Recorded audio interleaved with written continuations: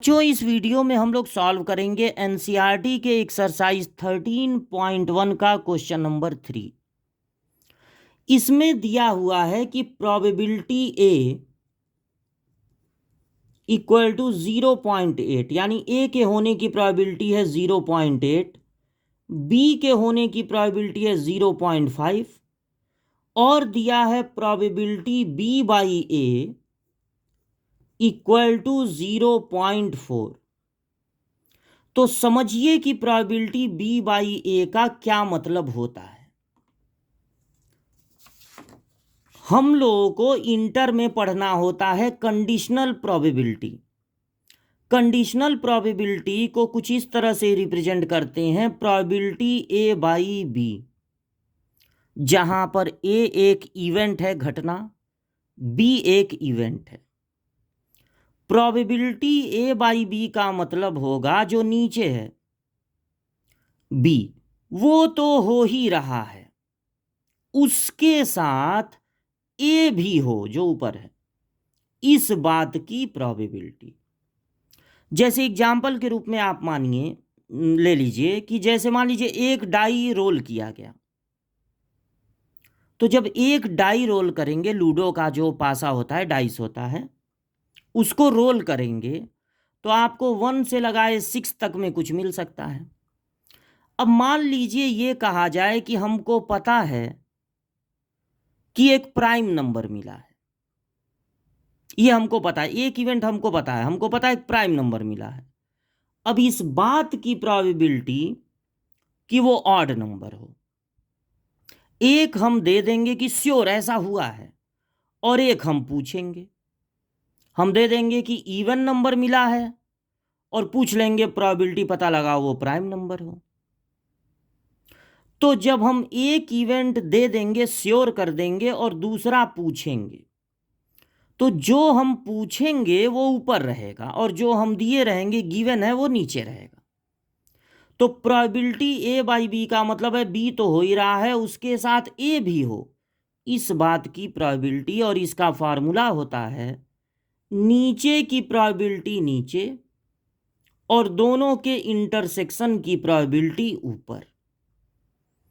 ठीक इसी तरह से प्रोबेबिलिटी बी बाई ए का मतलब होगा ए तो हो ही रहा है, उसके साथ बी भी हो, इस बात की प्रोबेबिलिटी। और इसका फार्मूला होगा नीचे की प्रोबेबिलिटी नीचे और दोनों के इंटरसेक्शन की प्रोबेबिलिटी ऊपर। तो सबसे पहले इस क्वेश्चन में पूछा गया है प्रोबेबिलिटी ए इंटरसेक्शन बी। अगर आप इसी को लेकर आगे बढ़ें तो प्रोबेबिलिटी बी बाई ए का मतलब होगा नीचे की प्रोबेबिलिटी नीचे और दोनों के इंटरसेक्शन की प्रोबेबिलिटी ऊपर। ये इक्वल टू दिया है 0.4। अब इंटरसेक्शन की प्रोबेबिलिटी पूछा जा रहा है और ए की प्रोबेबिलिटी दिया है 0.8, तो probability A intersection B upon हो गया 0.8 इक्वल टू 0.4। तो प्रोबेबिलिटी ए इंटरसेक्शन बी होगा, इसको इधर ट्रांसफर कर दीजिए, 0.4 इंटू 0.8, तो 8 4 जा होता है 32, और एक डिजिट ये, एक डिजिट ये, 2 डिजिट के पहले डेसिमल लगेगा और यहां पर लिख देंगे 0। तो ये फर्स्ट पार्ट हमको मिल गया A intersection B. Second part पूछा गया है प्रोबेबिलिटी ए बाई बी। तो प्रोबेबिलिटी ए बाई बी का मतलब होगा, फार्मूला होगा नीचे की प्रोबेबिलिटी नीचे और दोनों के इंटरसेक्शन की प्रोबेबिलिटी ऊपर। इंटरसेक्शन की प्रोबेबिलिटी पहले नहीं पता था, लेकिन अब पता चल गया है 0.32, और बी की प्रोबेबिलिटी है 0.5। ऊपर 2 डिजिट के पहले डेसिमल है, नीचे 1 डिजिट के, तो अगर एक 0 बढ़ा दें तो दोनों हो जाएंगे लाइक डेसिमल। इसमें भी 2 डिजिट के पहले, इसमें भी 2 डिजिट के पहले। जब लाइक डेसिमल होंगे तब डेसिमल डेसिमल हट जाएंगे 32/50।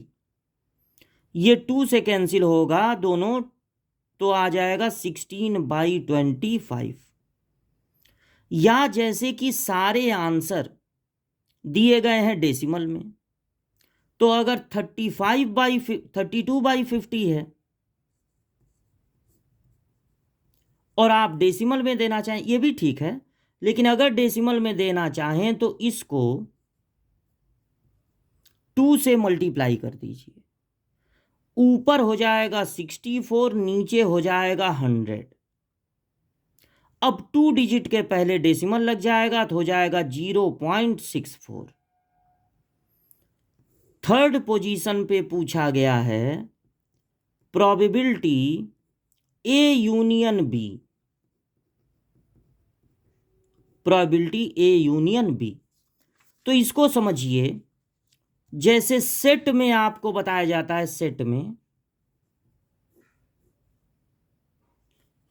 Cardinal number of A union B equal to होता है cardinal number of A plus cardinal number of B minus cardinal number of A intersection B. अगर टोटल एलिमेंट को एस से denote किया जाए और सबको कार्डिनल नंबर ऑफ एस से पूरे इक्वेशन को डिवाइड कर दिया जाए, ऐसा आप समझ सकते हैं sample space, total outcomes.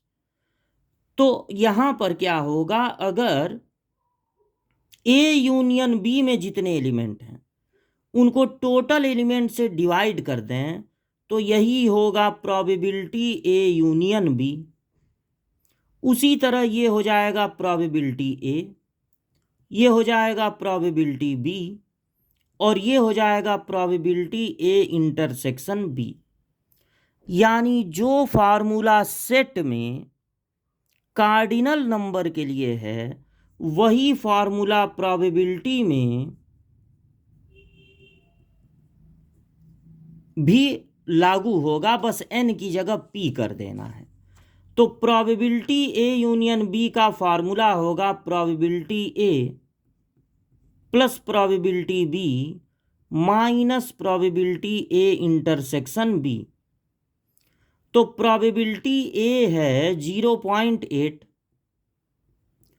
Plus probability B है 0.5 माइनस प्रोबेबिलिटी ए इंटरसेक्शन बी है 0.32। तो 0.8 और 0.5 ये मिलकर हो जाएंगे 1.3, क्योंकि 8 और 5 13, माइनस है 0.32। जब माइनस करना है तो इनको लाइक डेसिमल बना लीजिए, यहां पर एक जीरो बढ़ा दीजिए क्योंकि इसमें 2 डिजिट हैं जीरो के बाद, और माइनस कर दीजिए। तो 10 में से 2 जाएगा 8, यहां 2 बचा तो 12 में से 3 जाएगा 9, और यहां कुछ नहीं बचेगा 0। या बढ़िया से ऊपर नीचे लिख के इसको माइनस कर दीजिए। माइनस करते समय, डिवाइड करते समय लाइक डेसिमल बना लेना चाहिए। तो ये आंसर हो गया थर्ड पार्ट का 0.98।